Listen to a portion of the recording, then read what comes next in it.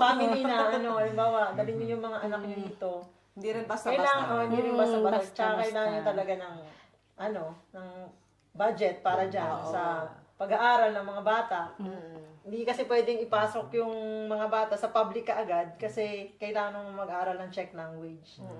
Kasi nung in-enroll ko siya, tapos hindi naman siya talagang marunong mag-check, zero talaga yung knowledge niya sa Czech. So, sabi ng admin dun sa school na kailangan ibaba nga daw yung kung under siya ng grade, dapat grade 5 na siya sa sa school year.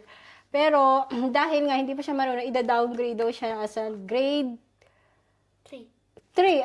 Pero natapos yung grade 4 dun sa Pilipinas eh. Pero hindi pa rin sa kanila qualified yung mga ganun. Kumbaga hindi nila, gusto nila talaga yung kung kailan ka lang talaga pumasok dun sa nila, qualification. Yun lang din yung nila. Kaya bumalik siya ng grade 3. Grade 4 siya dun sa Pilipinas. Kahit natapos siya ng grade 4, hindi nila accept yun na grade 4 ka.